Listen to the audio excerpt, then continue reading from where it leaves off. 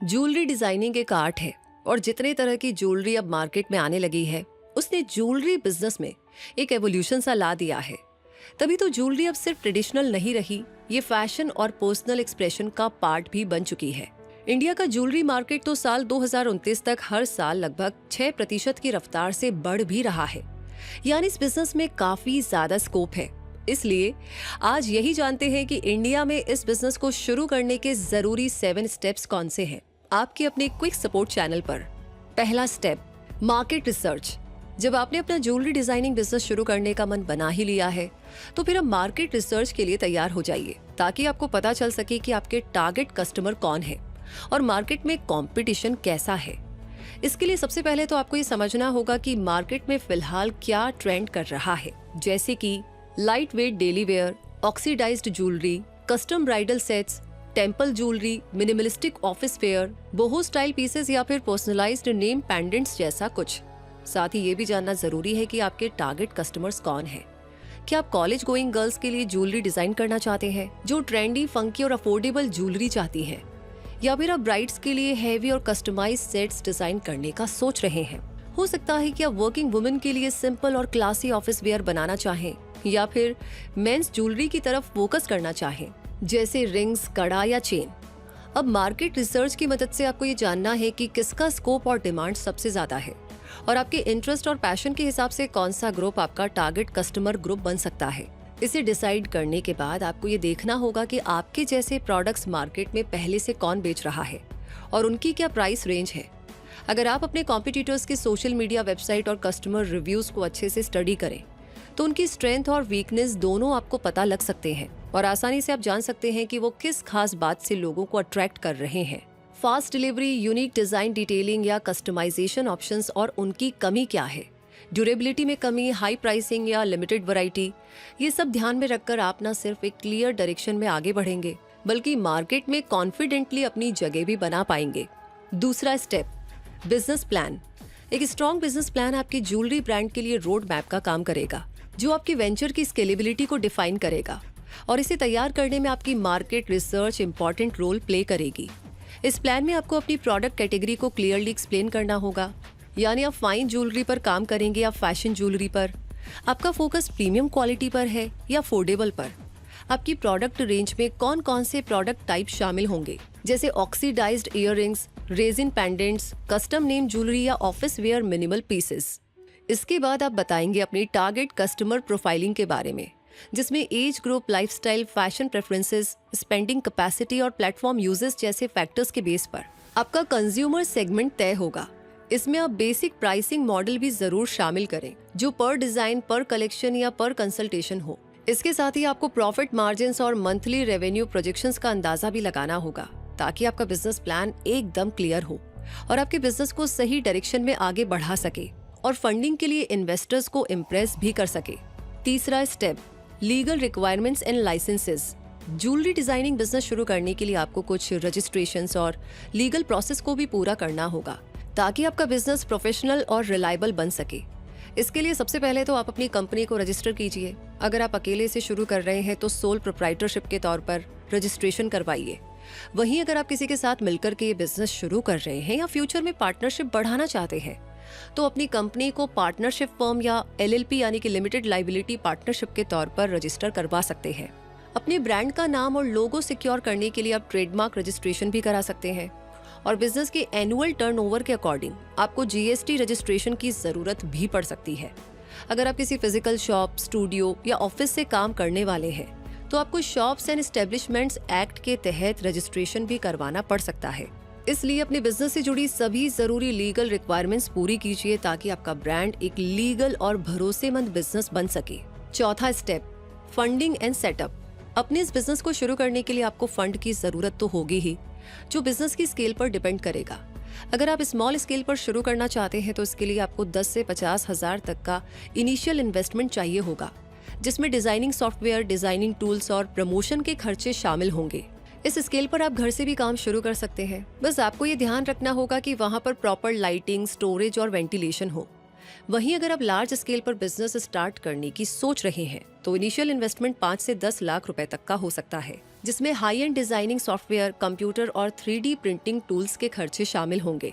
इसे ऑपरेट करने के लिए आपके पास एक डेडिकेटेड स्टूडियो या कमर्शियल स्पेस होना भी जरूरी होगा।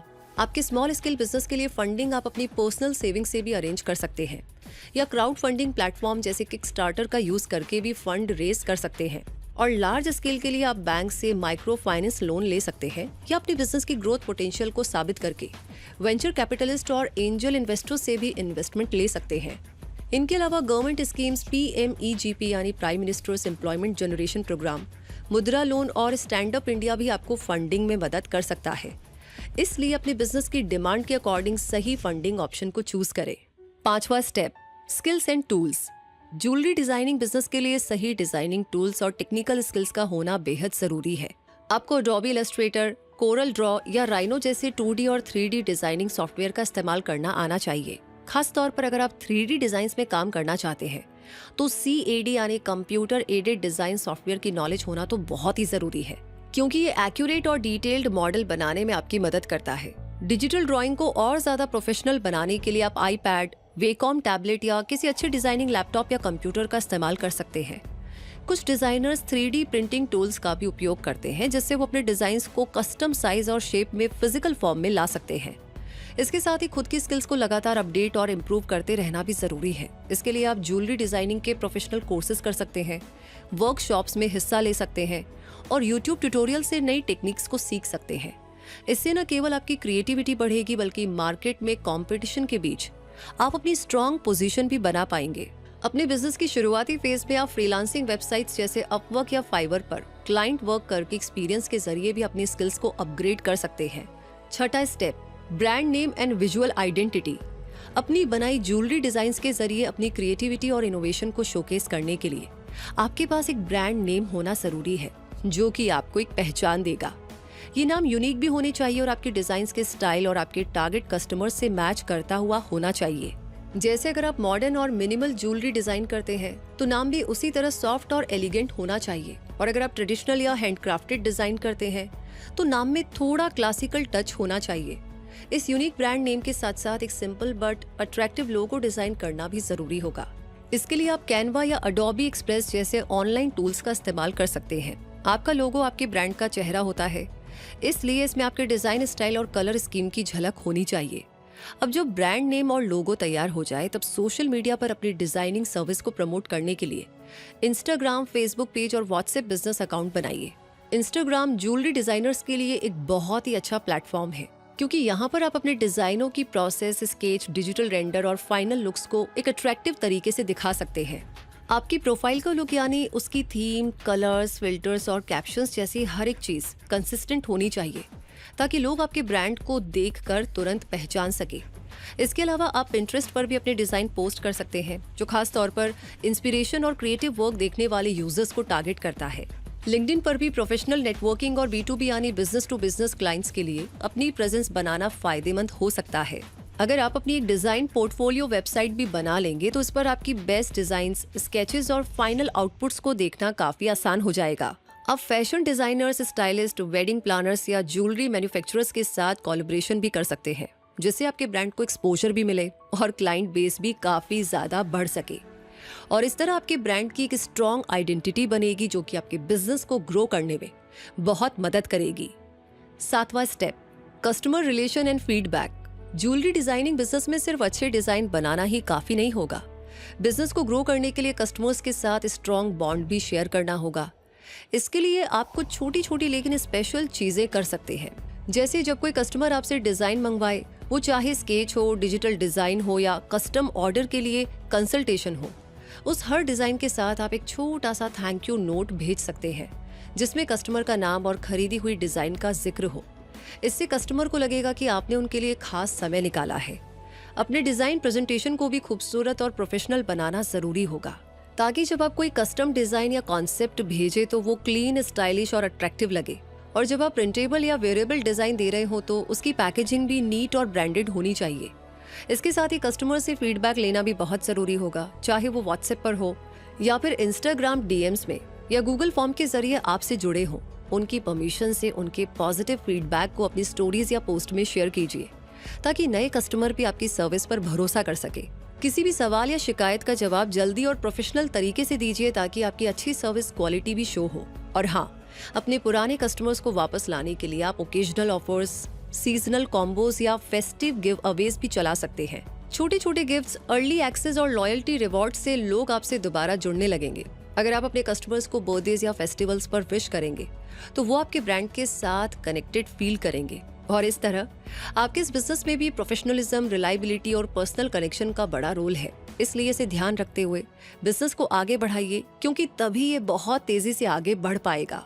तो इसी के साथ ये वीडियो यहीं पर कंप्लीट होता है। इस बारे में आपकी क्या राय है? आई एम श्योर काफ़ी लोगों का बिजनेस है इस एरिया में, तो प्लीज़ आप अपने पर्सनल एक्सपीरियंस हमें ज़रूर शेयर करें। साथ ही साथ जिस किसी टॉपिक पर आपको वीडियो देखना है वो तो लिख ही भेजिए। लाइक ऑलरेडी कर दिया है तो इस वीडियो को ज़्यादा से ज़्यादा शेयर करें।